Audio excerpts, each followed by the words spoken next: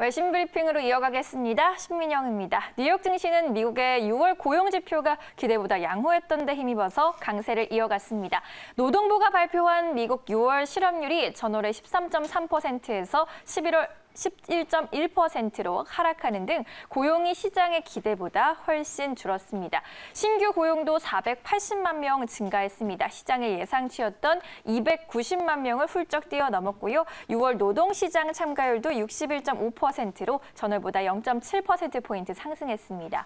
이에 따라서 미국의 고용시장이 예상했던 것보다 빠르게 안정될 수 있다는 기대가 부상했는데요. 하지만 과도한 낙관은 금물이라는 지적도 적지 않습니다. 최신 고용 상황을 보여주는 주간 실업보험 청구자 수가 시장의 기대만큼 줄어들지는 않는 것으로 나타났습니다. 지난주 실업보험 청구자 수가 전주보다 55만 5천 명 줄어들면서 142만 7천 명을 기록했고요. 시장 예상치 138명보다 많았습니다. 13주 연속 줄었지만 여전히 5주대 100만 명대를 유지하고 있습니다.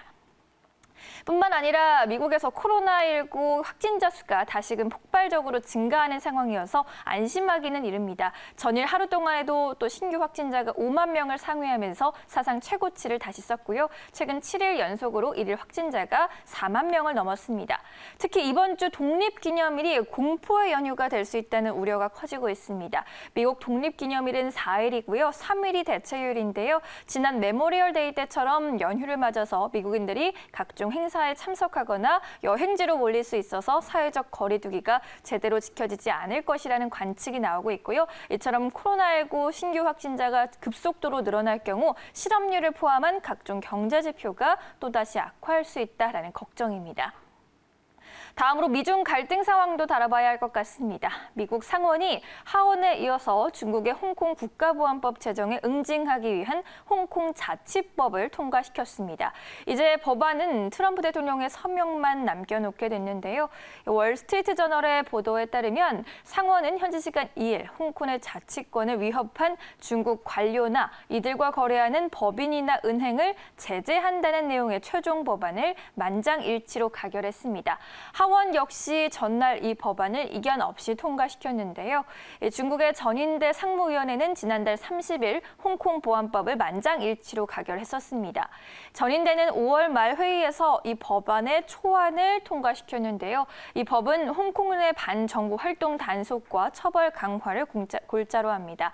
사실상 홍콩에 대한 중국의 지배력을 강화하는 조치입니다. 이 법은 홍콩 주권 반환 23주년인 7월 1일에 맞춰서 시행에 이미 들어갔습니다. 이에 미국은 중국의 홍콩 보안법 통과에 앞서서 홍콩에 부과해온 특별지위를 박탈한다고 밝혔죠. 미국이 그동안 홍콩에 대해서 비자 조건 완화와 대중 관세 면제 등의 혜택을 제공해 왔는데 이제는 그렇게 안 하겠다는 겁니다. 폼페이오 미국의 국무장관은 자유로운 홍콩은 세계에서 가장 안정적이고 번영하며 역동적인 도시 중에 하나였는데 이제는 공산당 엘리트들의 좌우되는 그저 또 하나의 공산주의 운영 도시가 될 것이라고 말하기도 했는데요. 이렇게 이어지고 있는 미국과 중국 간의 자존심 싸움은 글로벌 증시 최대 불안 요인 중 하나로 상존하고 있습니다. 마지막 소식 짚어보겠습니다. 미국 민주당 최종 대선 후보인 조 바이든 전 부통령이 미국의 일자리 구멍이 여전히 깊다면서 트럼프 대통령의 고용 호조 자화자찬에 찬물을 얹었습니다. 트럼프 대통령은 앞서서 오늘의 고용 지표 발표가 우리 경제가 되살아나고 있음을 증명한다. 다시 강하게 돌아오고 있다라고 밝혔는데요. 3분기 강한 경기 반등을 예상하기도 했습니다. 하지만 바이든 전 부통령은 화상연설에서 6월 고용 지표가 개선되긴 했지만 코로나 사태의 경제적 여파가 여전히 심각하다고 지적했습니다.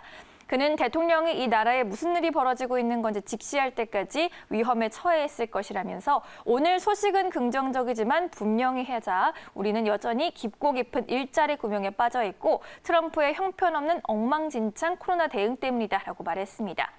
미국은 4월 중순부터 방역을 위해 제한 조치들을 단계적으로 해제했죠. 하지만 6월 말 들어서 일일 신규 확진자가 5만 명까지 솟으면서 3월에 코로나19 본격화 확산세 이래 가장 심각한 상황에 처했습니다. 여기에 더해서 최근에 조 바이든이 트럼프 대통령을 여론조사에서 앞서고 있다라는 소식에 월가는 바짝 긴장하고 있습니다. 펀드 매니저들은 고객들에게 당분간 미국 주식과 달러화 비중을 줄이라고 조언하고 있는데요. 여론조사를 선거 결과와 바로 연결짓기는 무리가 있지만 과거에도 대선을 앞두고 금융시장의 변동성이 확대된 것은 사실이기 때문에 투자자들의 주의가 필요하다고 전문가들은 조언하고 있습니다. 네, 이렇게 해서 금요일 아침 외신 브리핑 2부 함께하셨습니다.